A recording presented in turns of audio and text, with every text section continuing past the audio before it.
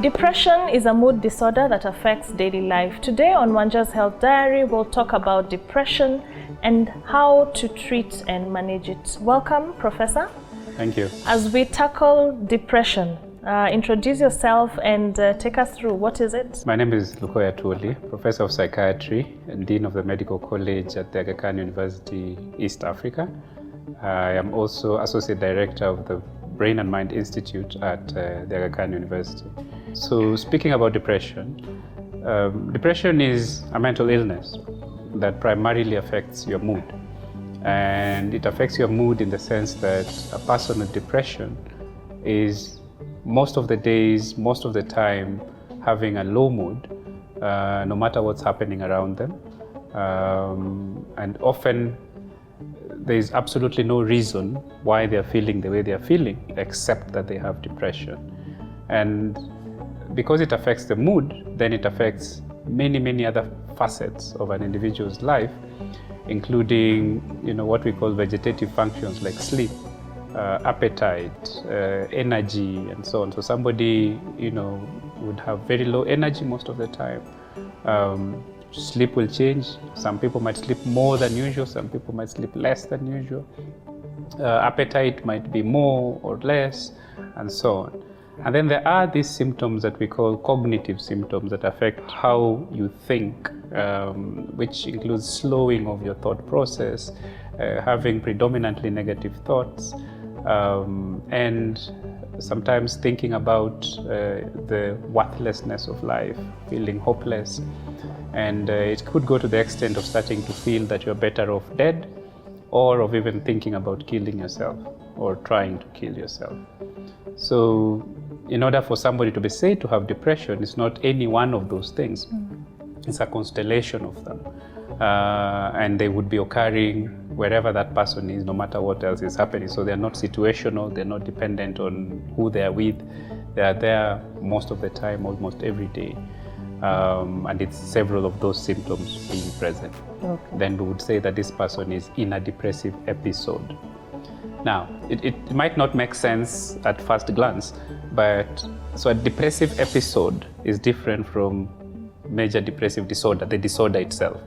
The disorder is characterized by recurrent depressive episodes. But remember that depressive episodes can occur in other illnesses as well.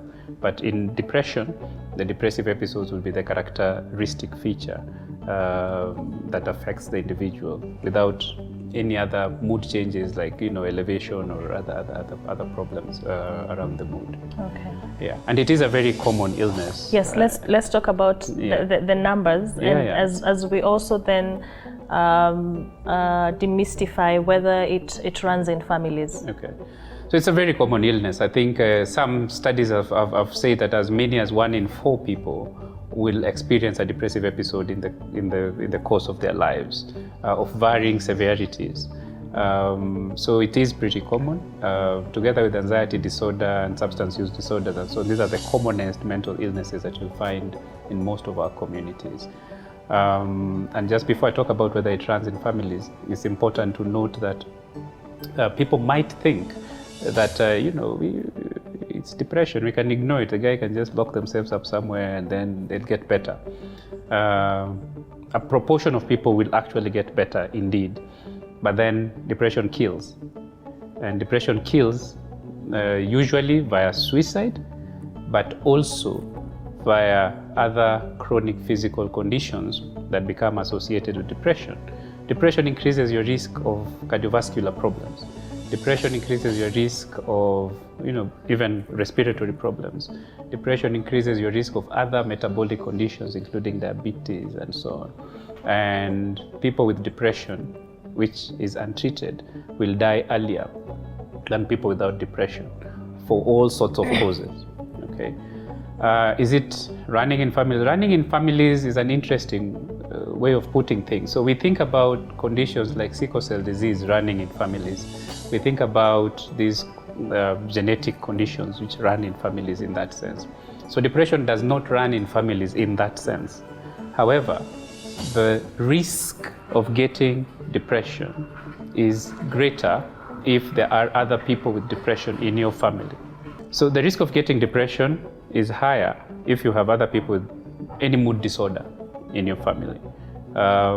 So the studies are still ongoing about what are the genetic components that increase that risk. But it does not mean that if even two parents have depression that their children will have depression. It's just that their risk is higher than for people without relatives with depression. So indeed there is a genetic component, but that's not the entire story. You can be born with elevated risk of depression and still go through your entire life without experiencing depression. And other people would have then other experiences in their life that would trigger depressive episodes in their lives. Okay. So that's the context. It doesn't necessarily run in families, but the risk of getting it is greater in people who have mood disorders in their families. Okay.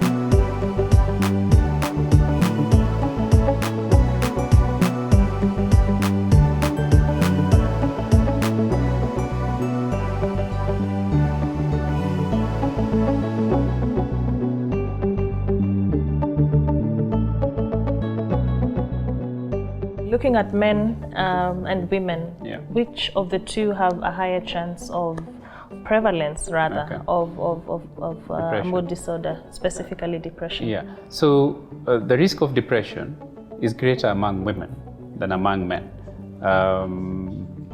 This is not true of all mood disorders, but it is true of depression, that if you go into any population and try to find who has which proportion of the population has depression, depending on gender, there is a preponderance of females having depression compared to men. The same is not true of, say, bipolar disorder, where it's closer to 1-to-1, or other mood disorders in between. Yeah. There's been a common thought, and even science, has alluded to it, that women have a protective aspect, largely because of their hormones. Is this the case in depressive conditions? Interestingly, no. Wow. Okay. Women are at greater risk of developing depressive disorders than men, and so when we start going towards the tail end of depression, when we talk about suicide, women will attempt to kill themselves more than men, up to 4 times more than men. However, the men tend to die of suicide up to 4 times more than women. Is it because of the method that they use? The big difference is a method.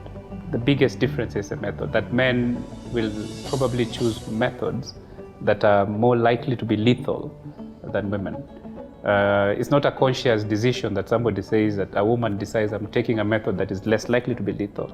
It's just that in our societies and how we are socialized, men tend to be a lot more aggressive, they tend to be a lot more violent compared to women. So a man will go and drive a car off a cliff, a man will go and jump from a tall building, a man will take a rope put around their neck and so on, while women might choose to take a drug overdose, or try and slit their wrists and lay somewhere and wait to bleed it out and so on. So chances of a woman being found before they die is greater than a man. So once you've jumped from a tall building, that's it. Okay. Yeah.